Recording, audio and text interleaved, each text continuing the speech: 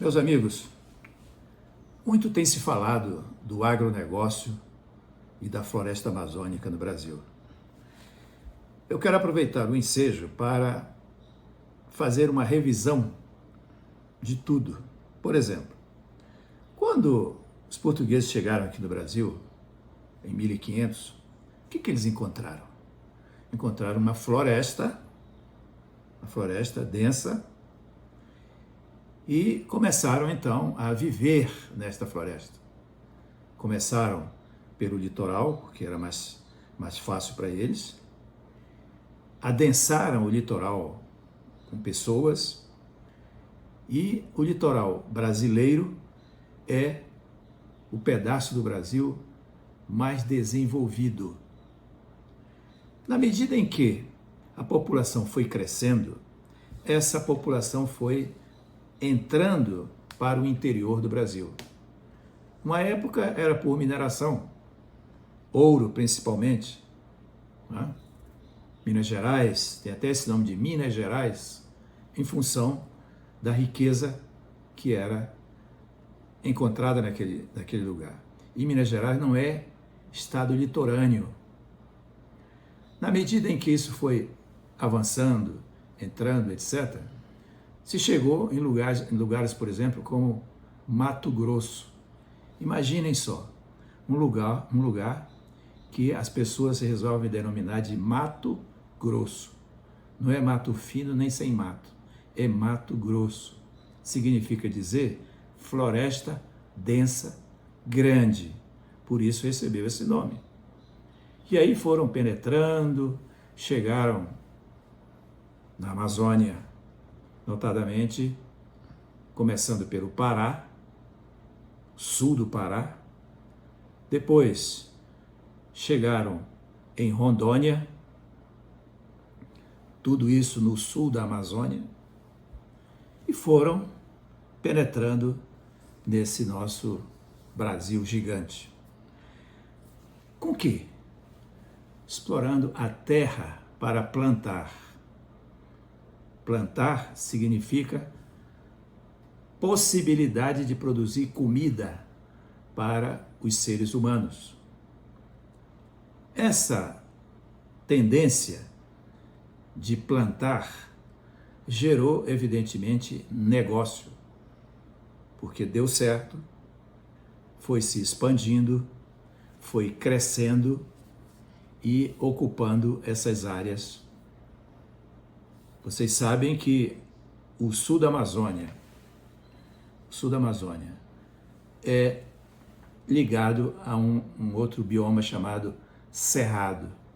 Cerrado é um local onde a floresta é menos densa, onde a possibilidade de exploração dessa terra para plantar significa dizer que não vai fazer tanto desmatamento. E ali então cresceu o que hoje, modernamente, se chama de agronegócio.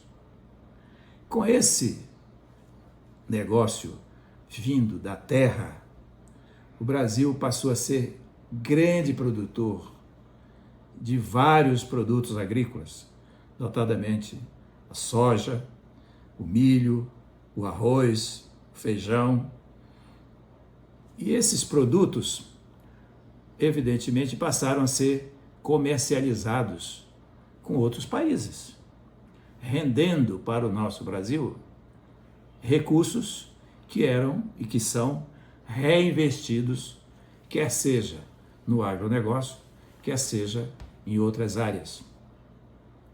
Então, mostrando esse retrospecto, eu quero dizer que o agronegócio no Brasil tornou-se um exemplo de sucesso. Um exemplo de sucesso. Aí aparece mais recentemente algumas pessoas que querem danificar o agronegócio, querem sacrificar o agronegócio, dizendo que ele agride o meio ambiente, que ele promove o desmatamento, que a Amazônia é o pulmão do mundo, e por aí vai. Vejam, a plantação notadamente no Cerrado, não causa desmatamento, porque o Cerrado não é mata, é algo bastante suave no que se refere à floresta. E aí não há um dano significativo que possa causar arrependimento futuro. Eu quero dizer que a Amazônia desempenha um papel extremamente importante, quer para o agronegócio, quer para o mundo, no que se refere à manutenção da floresta.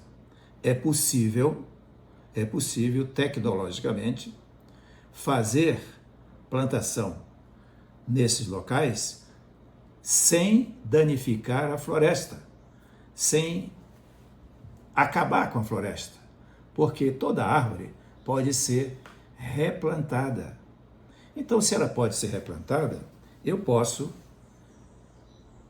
utilizar um determinado terreno, com a plantação, seja lá do que for, e posso, então, fazer um aproveitamento, digamos assim, híbrido, quer seja com plantação, quer seja com pastagem para os animais, porque nessa correria toda, evoluiu bastante também a produção de carne, notadamente carne bovina.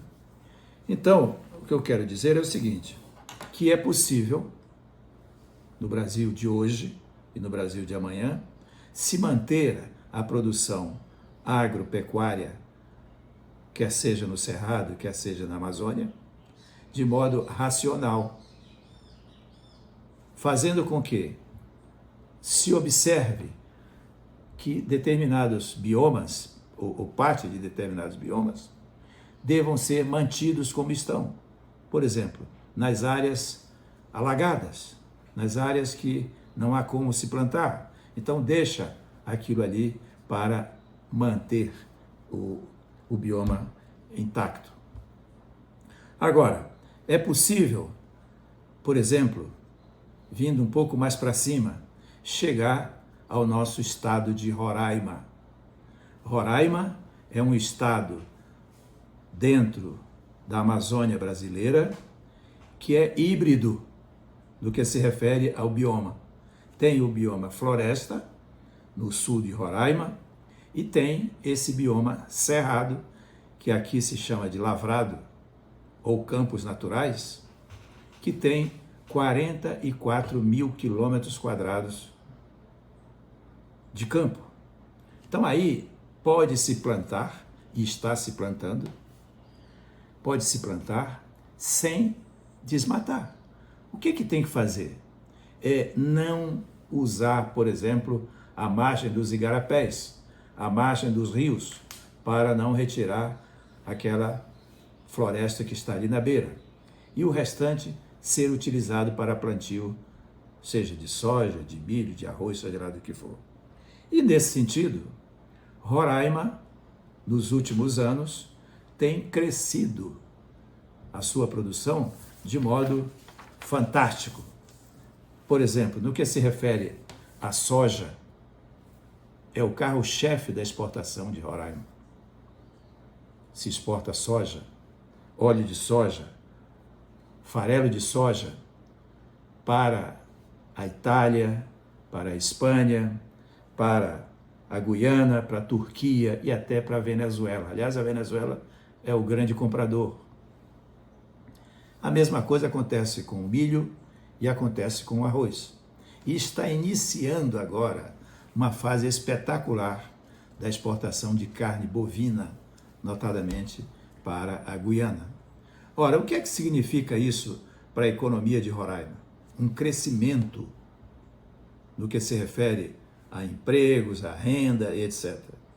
Então, é possível aproveitar esses 44 mil quilômetros quadrados de cerrado que tem aqui em Roraima, utilizar parte do outro bioma de floresta de modo racional para a produção de outros produtos, por exemplo, da culinária local, de modo a abastecer a população local racionalmente. Então, o que eu quero dizer é o seguinte: é possível conciliar a Amazônia com o agronegócio? Sim, é possível. Com tecnologia, usando uma engenharia agronômica correta, que dê ao fazendeiro, ao plantador, ao agropecuarista, a possibilidade dele utilizar o solo de uma maneira rica e racional. Assim, o Brasil será respeitado pela sua produção nos demais países. Porque, por exemplo, na Europa não se produz mais nada, porque lá não tem mais onde plantar. A população cresceu demais e tomou conta de todos os locais. A Ásia cresce de uma maneira fantástica, embora tenha muita disponibilidade de terra na China e na Índia. Mas, no momento, aqui no Ocidente, o Brasil é o maior país produtor de soja, de milho, de arroz, de carne de frango, de carne bovina, e assim deva ser mantido de modo racional e conciliando a preservação desse meio ambiente, de modo a não danificá-lo, a não acabar com ele. Pelo contrário, se for bem feito, com a adubação correta, nós poderemos manter a Amazônia, o Cerrado e a produção do agronegócio de maneira limpa, correta, sem grandes problemas. Certo? Eu gostaria de ouvir o comentário de vocês a respeito disso, para que nós possamos estabelecer um diálogo produtivo no que se refere a esse tema que é bastante do momento e bastante palpitável. Cada um pode ter a sua ideia e eu gostaria que vocês trouxessem seus comentários para nós enriquecermos cada vez mais esse tema.